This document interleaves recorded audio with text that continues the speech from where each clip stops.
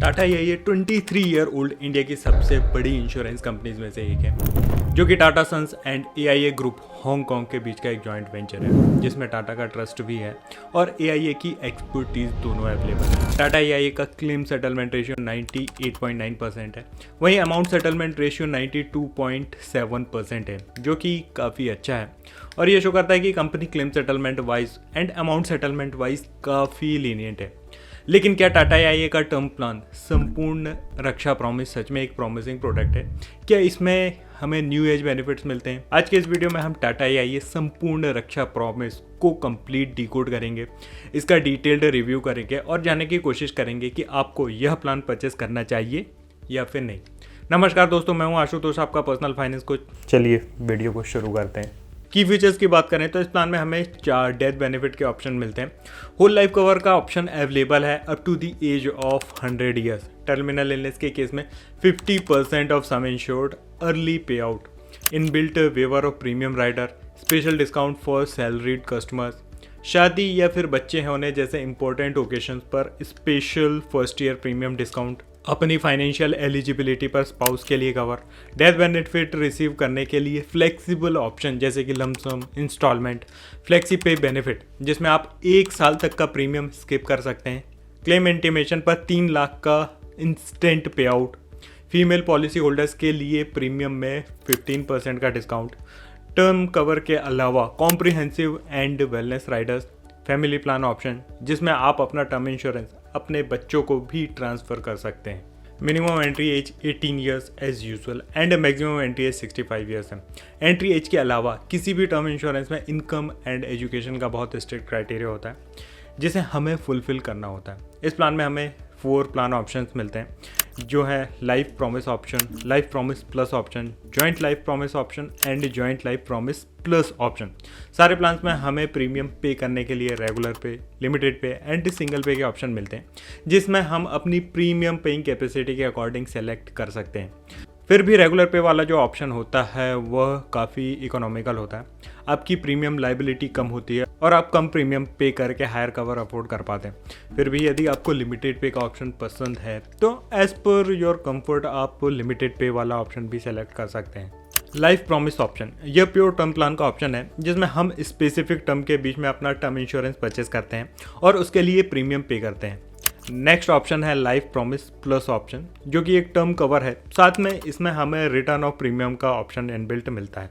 मतलब कि यदि पॉलिसी होल्डर पॉलिसी टेन्योर को सर्वाइव कर लेता है तो उसने जो भी प्रीमियम पे किया होता है वह इंश्योरेंस कंपनी उसे रिटर्न कर देती है। इंश्योरेंस कंपनी जो प्रीमियम वापस करती है वह कोई फ्री ऑफ कॉस्ट नहीं करती, बल्कि उसके लिए हमें 30-35% प्रीमियम एक्स्ट्रा पे करना होता है।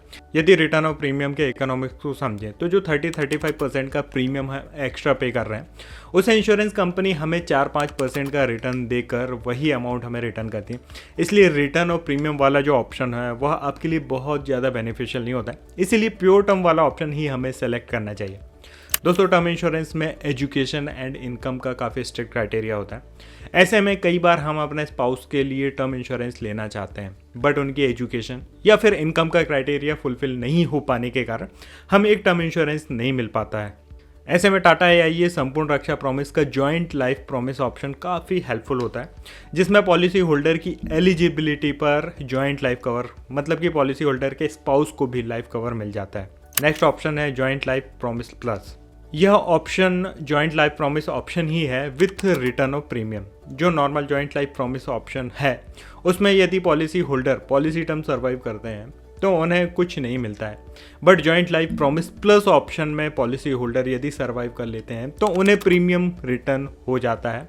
इस प्लान के लिए भी हमें 30-35% एक्स्ट्रा प्रीमियम पे करना होता है, इसलिए रिटर्न ऑफ प्रीमियम वाले जितने भी ऑप्शन होते हैं वो एडवाइजेबल नहीं होते हैं।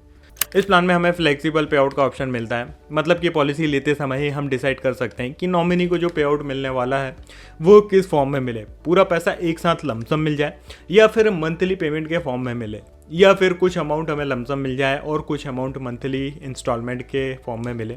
मंथली इनकम के लिए भी हमारे पास 2 ऑप्शन होते हैं, लेवल इनकम पे आउट एंड इंक्रीजिंग इनकम पे आउट।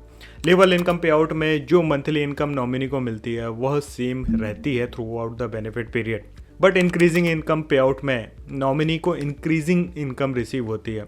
और इस ऑप्शन की सबसे अच्छी बात यह है कि भले ही आपने इनकम इंक्रीजिंग इनकम का या फिर लमसम प्लस इनकम का ऑप्शन सेलेक्ट किया है, बट यदि आपके नॉमिनी चाहे तो पे आउट के टाइम पर मंथली इनकम को बंद करके पूरा पैसा एक साथ लमसम रिसीव कर सकते हैं।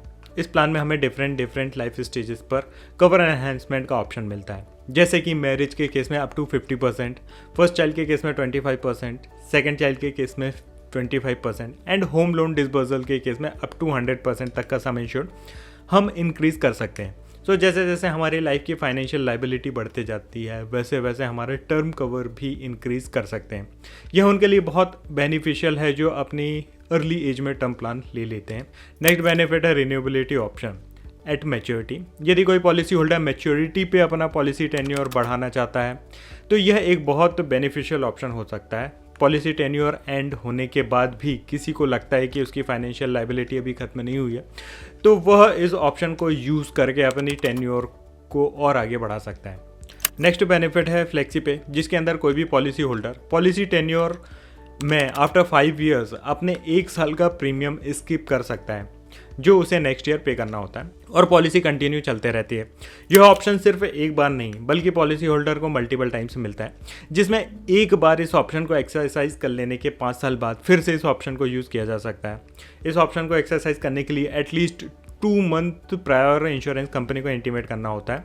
यदि कंपनी को बिना प्रायर इंटीमेशन के आप पॉलिसी का प्रीमियम नहीं पे करेंगे तो पॉलिसी लैप्स भी हो सकती है। नेक्स्ट बेनिफिट है इंस्टेंट पे आउट ऑन क्लेम इंटीमेशन। कई बार टर्म इंश्योरेंस में क्लेम प्रोसेस होने में बहुत टाइम लग जाता है।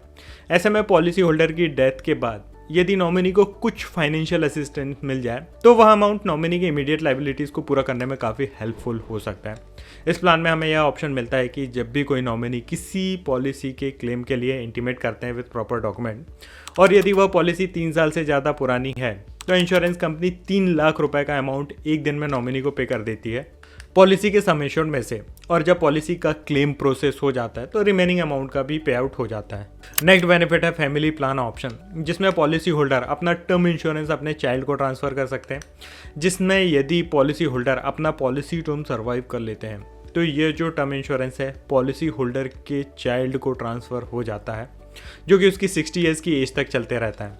तो जैसे विरासत में हम अपने बच्चों को प्रॉपर्टी, पैसा और गाड़ियाँ देते हैं, वैसे एक टर्म कवर भी दे सकते हैं इस प्लान के साथ। इस प्लान के साथ हमें इनबिल्ट टर्मिनल इलनेस का राइडर मिलता है, मतलब कि टर्मिनल इलनेस डिटेक्ट होने पर 50% सम इंश्योर्ड का पे आउट डेथ से पहले ही हो जाता है। साथ ही टर्मिनल इलनेस के केस में वेवर ऑफ प्रीमियम का बेनिफिट भी मिलता है और फ्यूचर के सारे प्रीमियम वेव ऑफ हो जाते हैं। टर्मिनल इलनेस ऐसी इलनेस होती है जिसमें पॉलिसी होल्डर के 6 महीने से ज़्यादा सर्वाइवल के चांसेस नहीं होते हैं। ऐसे में वेवर ऑफ प्रीमियम वाला जो राइडर है सिर्फ नाम के लिए ही है। वेवर ऑफ प्रीमियम हमें क्रिटिकल इलनेस या फिर डिसेबिलिटी के केस में मिलता है तो वह थोड़ा मीनिंगफुल होता है। इस प्लान के साथ हमें 4 एडिशनल राइडर्स मिलते हैं जिन्हें हम एक्स्ट्रा प्रीमियम पे करके अपने पॉलिसी में ऐड कर सकते हैं, जिनमें है accidental death, accidental total and permanent disability rider, hospicare and criticare rider. पहला है एक्सीडेंटल डेथ बेनिफिट, जिसमें एक्सीडेंटल डेथ होने पर नॉर्मल डेथ कवर के अलावा एडिशनल एक्सीडेंटल डेथ बेनिफिट का पे आउट होता है। नेक्स्ट है accidental total and permanent disability benefit, जिसमें एक्सीडेंट के कारण यदि टोटल एंड परमानेंट डिसेबिलिटी होती है तो डिसेबिलिटी की सेवरिटी के हिसाब से बेनिफिट का पे आउट होता है। नेक्स्ट है क्रिटिकेयर प्लस राइडर, जो कि 40 क्रिटिकल इलनेसेस को कवर करता है एंड लिस्टेड क्रिटिकल डिसीज में से कोई भी डिसीज यदि डिटेक्ट होती है तो आपको लमसम बेनिफिट का पे आउट होता है। नेक्स्ट राइडर है हॉस्पिकेयर।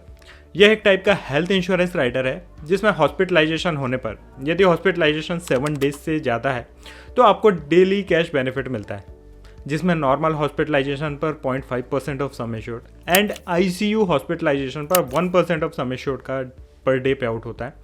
इस प्लान में जहां कुछ यूनिक फीचर्स हैं जैसे कि spouse cover, waiver of premium, terminal illness, option to skip your premium for 1 year, instant payment on claim intimation, वहीं इस प्लान में स्पेशल एग्जिट वैल्यू का फीचर अवेलेबल नहीं है। वेवर ऑफ प्रीमियम का बेनिफिट भी सिर्फ टर्मिनल इलनेस के लिए है, ना कि डिसेबिलिटी या क्रिटिकल इलनेस के लिए, जो कि मुझे लगता है इस प्लान में थोड़ा मिसिंग है। इसके अलावा टाटा AIA एक बहुत अच्छा और रिप्यूटेटेड ब्रांड है, क्योंकि टर्म इंश्योरेंस एक लॉन्ग टर्म कमिटमेंट होता है, तो हमें ऐसी कंपनियों के साथ अपना टर्म इंश्योरेंस सेलेक्ट करना चाहिए जिनके लॉन्ग टर्म पर्सपेक्ट अच्छे हों। इस प्लान से रिलेटेड यदि आपका कोई भी डाउट है तो आप नीचे कमेंट करके पूछ सकते हैं। दोस्तों, हेल्थ इंश्योरेंस या फिर टर्म इंश्योरेंस हो, उसमें आफ्टर सेल सर्विस का बहुत इंपॉर्टेंट रोल होता है, जिसमें टर्म इंश्योरेंस के केस में जो कवरेज है बहुत हाई होता है और पॉलिसी होल्डर स्वयं अवेलेबल नहीं होता है। ऐसे में आपके पास कोई एक्सपीरियंस एडवाइज़र हो जो कि फैमिली को क्लेम में लेने में हेल्प भी कर सके और जो लमसम पे आउट रिसीव हो रहा है उसे मैनेज करने में भी हेल्प कर सके, यह बहुत ज़रूरी है। इसीलिए कोशिश करें किसी अच्छे फाइनेंशियल एडवाइज़र की हेल्प से ही इंश्योरेंस पॉलिसीज़ को परचेज़ करें। यदि आप मेरे साथ अपना इंश्योरेंस डिस्कस करना चाहते हैं या फिर पॉलिसी परचेज़ करना चाहते हैं तो नीचे दिए नंबर में मैसेज करके कनेक्ट कर सकते हैं। दोस्तों, वीडियो अच्छा लगा तो इसे लाइक ज़रूर करें और ऐसे ही इन्फॉर्मेटिव वीडियोस देखने के लिए चैनल को सब्सक्राइब करें। आज के वीडियो में बस इतना ही, मिलते हैं नेक्स्ट वीडियो में। धन्यवाद।